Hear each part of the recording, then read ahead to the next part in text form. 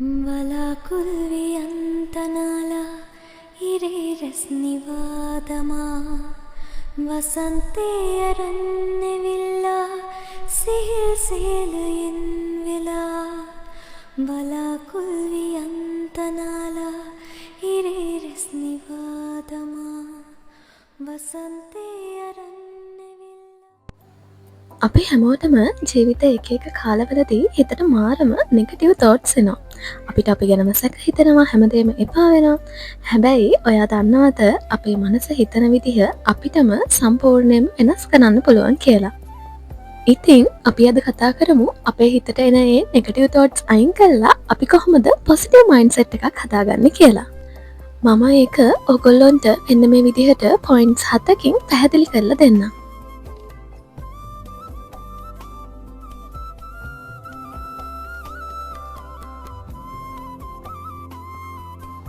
මුලින්ම අපි කතා කරමු වචන වලට තියෙන පවර් එක ගැන. හිතන්න ඔයා උදේ හැරුණ ගමන් අද නම් හරි ලස්සන දවසක්, අද දවසේ මගේ හැම වැඩක්ම සාර්ථක වෙනවා වගේ පොසිටිව් විදියට හිතන්න ගත්තොත් ඇත්තටම ඔයාගේ දවස ලස්සන වෙනවා. හැබැයි ඔයා හැරුණ ගමන් අයියෝ අද නම් කම්මැලි දවසක්, අදත් මම මේක කරන්න ඕනද වගේ නෙගටිව් විදියට හිතන්න ගත්තොත් ඇත්තටම ඔයාගේ දවස නෙගටිව් වෙනවා. ඉතින් ඒ විදියට ඔයා හිතන, කතා කරන හැම වචනයකටම පවර් එකක් තියෙනවා. ඉතින් ඔයාටම පොසිටිව් මයින්ඩ්සෙට් එකක් හදාගන්න ඕන නම් මේ විදිහට ඔයාටම පොසිටිව් විදිහට කතා කරන්න පුරුදු වෙන්න ඕන මුලින්ම. ඔයාට පුළුවන් හැම දවසකම උදේට පොසිටිව් ඇෆර්මේෂන්ස් අහන්න. ඒ වගේම පොසිටිව් ඇෆර්මේෂන්ස් කියන්න. ඒකෙන් ඔයා හිතනවට වඩා ඔයාගේ ජීවිතේ මාරම විදිහට පොසිටිව් වෙනවා. ඊළඟ දේ තමා ඔයාට අහන්න දකින්න ලැබෙන දේවල් ඔයා පොසිටිව් කරගන්න ඕන. හිතන්න ඔයාගේ වටේ ඉන්න අය ගොඩක් වෙලාවට නෙගටිව් නම්, ඒගොල්ලෝ කතා කරන්නේ නෙගටිව් දේවල් නම් ඉබේම ඔයාටත් ඒ දේවල් බෝ වෙනවා. ඉතින් ඔයා පුරුදු වෙන්න ඕන ඔයාගේ සර්කල් එක ෆිල්ටර් කරගන්න. ඒ වගේම සෝෂල් මීඩියා වලිනුත් ඔයාගේ හිතට ගොඩක් නෙගටිව් දේවල් එන්න පුළුවන්. ඒ නිසා ඒ වගේ නෙගටිව් දේවල් වලින් අයින් වෙලා හිතට සැනසීමක් දෙන පොසිටිව් විදියට හිතන්න ඔයාව තව තවත් පොළඹවන දේවල් විතරක් ජීවිතේට ලං කරගන්න ඕන. ඊළඟ දේ තමා ග්‍රැටිටියුඩ් කියලා කියන්නේ. ඔයාට තියෙන දේවල් අගය කරන්න. ඔයාට තියෙන දේවල් වලට හැම වෙලේම ස්තුතිවන්ත වෙන්න ඕන. ඔයාට නැති දේවල් ගැන දුක් වෙනවා වෙනුවට තමන්ට ලැබිලා තියෙන පුංචි පුංචි දේවල් වලට ස්තුතිවන්ත වෙන්න හැම වෙලේම පුරුදු වෙන්න. ඔයාට පුළුවන් ග්‍රැටිටියුඩ් ජර්නල් එකක් ලියන්න පටන් ගන්න. මේක කරන්නේ කොහොමද කියලා මම දැන් ඔයාලට කියන්න. ඔයා පොතක් අරගෙන හැම දවසකම හවසට එදා දවසේ ඔයාට ස්තුතිවන්ත වෙන්න පුළුවන් දේවල් එකක් දෙකක් ලියන්න. එකක් ලිව්වත් කමක් නැහැ. හිතන්න ඔයා අද දවසේ හැමදේම හොඳ විදියට කරගත්තා කියලා. ඉතින් ඔයාට පුළුවන් ඒක ලියන්න අද දවසේ මගේ හැම වැඩක්ම මට හොඳම විදියට කරගන්න පුළුවන් වුණාට මම ස්තුතිවන්ත වෙනවා කියලා. අපි ළඟ තියෙන පුංචි දේවල් වලින් අපි සතුටු වෙන්න අපිවම පුරුදු කරගත්තොත් හැම වෙලේම අපිට සතුටු වෙන්න පුළුවන්. ගොඩක් වෙලාවට අපි දැන් පුරුදු වෙලා තියෙන්නේ අපි ළඟ තියෙන දේවල් ගණන් ගන්න නැතුව අපිට නැති දේවල් ගැනම හිතන්න.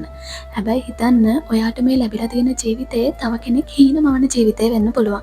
ඒ නිසා හැම වෙලේම තමන්ගේ වටපිට බලන්න. තමන්ට මේ වෙලාවේ තියෙන දේවල් ගැන හැම වෙලේම හදවතින්ම ස්තුතිවන්ත වෙන්න. එතකොට ඔයාගේ ජීවිතයට තව තවත් හොඳ දේවල්, ධනාත්මක දේවල් ආකර්ෂණය වෙන්න පටන් ගන්නවා. ඊළඟ දේ තමා shift your focus කියලා කියන්නේ. ප්‍රශ්නෙට වඩා විසඳුම දකින්න පුරුදු වෙන්න ඕන. වැරදීමක් වුණාම ඇයි මටම මෙහෙම වෙන්නේ කියලා හිතන්නේ නැතුව මේකෙන් මට ඉගෙන ගන්න පුළුවන් පාඩම මොකක්ද කියලා හිතන්න පුරුදු වෙන්න. ඊළඟට මම කතා කරන්නේ ගොඩාක් දැනට තියෙන ප්‍රශ්නයක් ගැන. ඒ තමා overthinking. අපි කොහොමද මේ ඕවර්තින්කින් කියන එක පාලනය කරන්නේ?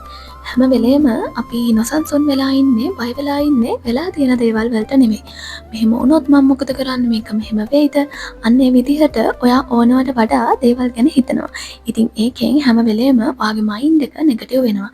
ඉතින් ඕනවට වඩා හිතුවා කියලා කිසි දෙයක් වෙනස් වෙන්නේ නැහැ කියන එක මුලින්ම ඔයා තේරුම් ගන්න ඕන. ඒ වගේම හැම වෙලේම ඔයා අද දවසේ ජීවත් වෙන්න පුරුදු වෙන්න. එතකොට මේ විදිහට අනාගතේ මෙහෙම වෙයි කියන බය ඔයාගේ හිතට එන එක අඩු වෙනවා. මොකද ඔයා හැම වෙලේම මේ වෙලාවේ මේ මොහොතේ ජීවත් වෙන්න ගත්තාම ඔයා ફોකස් කරන්නේ මේ වෙලාවට විතරයි. ඊළඟ දේ තමා ඔයා අභියෝග දකින විදිහ වෙනස් කරගන්න ඕන. අසාර්ථක වීමක් වුණාම මට නම් මේක බෑ කියලා අතාරින්නේ නැතුව කමක් නෑ. මම මේකෙන් අලුත් දෙයක් ඉගෙන ගත්තා. ඊළඟ පාර මම ඊට වඩා මේක හොඳට කරනවා කියලා ඔයා හිතන්න පුරුදු වෙන්න ඕන. ඔයා හිතන විදිහ මේ විදිහට පොසිටිව් වෙනස් කරගත්තාම ඔයාගේ ජීවිතේ හැමදේම පොසිටිව් විදිහට වෙන්න පටන් ගන්නවා. ඔයා එක දිගට සතියක් මේ විදිහට මේ දේවල් කරලා බලන්න ඔයාටම ඔයාගේ ජීවිතේ වෙනස් වෙනවා කියලා තේරෙයි. ඊළඟ දේ තමා ඔයාගේ පුංචි ජයග්‍රහණ සමරන්න ඔයා පුරුදු වෙන්න ඕන. අපි ගොඩක් දෙනෙක් පුරුදු වෙලා ඉන්නේ ජීවිතේට ලොකු දේවල් ලැබුණාම ඒක සමරන්නනේ. හැබැයි හිතලා බලන්න පුංචි දේවල් කීයක් නම් ඔයාට සමරන්න පුළුවන්ද කියලා. ඒකෙන් ඔයාවම ඔයාට සතුටු කරන්න පුළුවන්. හිතන්න ඔයා උදේට ඇහැරෙන්න අමාරු කෙනෙක් කියලා. ඔයා කොච්චර හිතුවත් ඔයාට උදේට ඇහැරෙන්න බෑ කියලා. හැබැයි ඔයා තීරණයක් ගන්නවා නෑ මං හැමදාම මේ වෙලාවට හැරෙන්න පුරුදු වෙනවා කියලා. ඉතින් සතියක් විතර මේක කරගෙන යද්දී ඉබේටම ඔයාට හැමදාම එකම වෙලාවකට උදේම හැරිලා ප්‍රොඩක්ටිව් විදිහට වැඩ ටික කරගන්න පුළුවන් කියලා හිතන්නකෝ. ඉතින් ඒක පුංචි ජයග්‍රහණයක්නේ. ඔයාට පුළුවන් ඒක සමරන්න. මේ විදිහට පුංචි දේවල් වලින් ඔයා සතුටු වෙන්න පුරුදු වුණාම ඒකෙන් ඔයාගේ මොළයට ලොකු ධනාත්මක ශක්තියක් ලැබෙනවා. බාහිරින් දේවල් වෙනස් කරන්න යනවට වඩා ඇතුළතින් මුලින්ම ඔයා ඔයාව වෙනස් කරගෙන ඉන්න. එතකොට බාහිරින් හැමදේම වෙනස් වෙන්න පටන් ගන්නවා.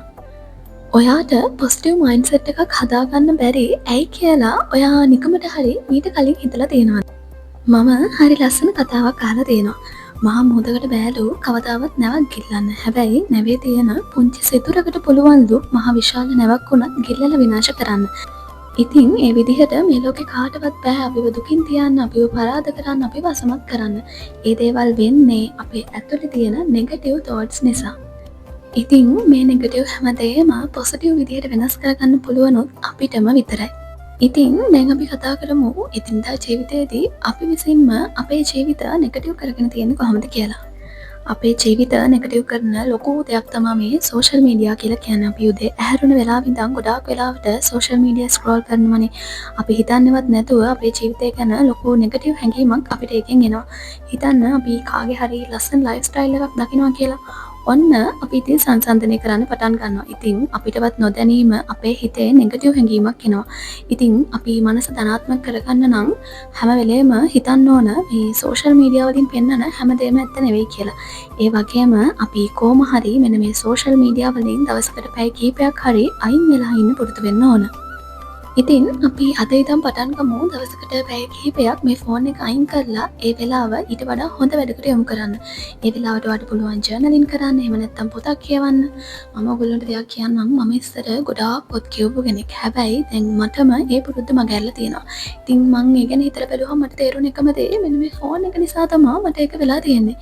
ඉතින් අපේ නැති වෙලා ගියපු ඒ වගේ හොඳ පුරුදු ඇති කරගන්නත් පුළුවන් අපිටම විතරයි. ඊළඟ දේ තමයි අපි ගොඩක් වෙලාවට වැඩක් කරන්න කම්මැලි වුණාම ඒක හෙට කරනවා කියලා කල් දානවා. ඊට පස්සේ ඒ වැඩේ හිත ඇතුලේ බරක් වෙලා අපිට නොදැනීම ලොකු නෙගටිව් ස්ට්‍රෙස් එකක් හැදෙනවා. මේක මග අරගන්න පුළුවන් ලස්සන ක්‍රමයක් තියෙනවා. ඒක තමයි විනාඩි 5 රීතිය. ඔයාට කරන්න අමාරු වැඩක් තියෙනවා නම් හිතට කියන්න මම මේක විනාඩි 5ක් විතරයි කරන්නේ. ඊට පස්සේ මම මේක නවත්තනවා කියලා.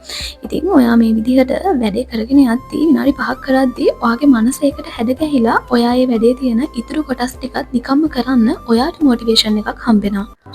ඔයා හිතන්නේවත් නැතුව ඔයාගේ ලයිෆ් එක නෙගටිව් කරන ඊළඟ දේ තමයි ඔයා ආශ්‍රය කරන මිනිස්සු. ඔයාගේ වටේ ඉන්න මිනිස්සු. හිතන්න ඔයා ආශ්‍රය කරන අය හැම දෙයකම වැරදි දකින හැම වෙලේම නෙගටිව් දේවල් කියන මිනිස්සු නම් ඔයා කොච්චර උත්සාහ කරත් ඔයාගේ මනස ධනාත්මක කරගන්න බෑ. හැම වෙලේම අර අපි කියනවනේ හොඳ දේවල් කරාම හොඳ අය ආශ්‍රය කරාම මේ දේවල් අපිට බෝ වෙනවා කියලා. ඒ වගේ තමයි නෙගටිව් දේවලුත්. ඔයා නෙගටිව් මිනිස්සු ආශ්‍රය කරද්දී ඒ දේවල් ඔයාට නොදැනීම ඔයාට බෝ වෙනවා. ඉතින් හැම වෙලේම ඔයාට ලස්සන දේවල් දෙන, ඔයාගේ හීනවලට උදව් කරන, ඔයාව අගය කරන මිනිස්සුන්ව ආශ්‍රය කරන්න පුරුදු වෙන්න. ඔයාගේ මනස වෙනස් කරන්න නම් ඔයා ඇතුළට ගන්න දේවල් වගේම ඔයා ඇසුරු කරන අය ගැන තමා වසන්තේ අරන්නවිල්ලා සිහිල් සියලයෙන් වෙලා බලාකුල් වියන්තනාලා ඉරේරෙස් නිවාදමා වසන්තේ අරන්නවිල්ලා සිහිල් සියලයෙන්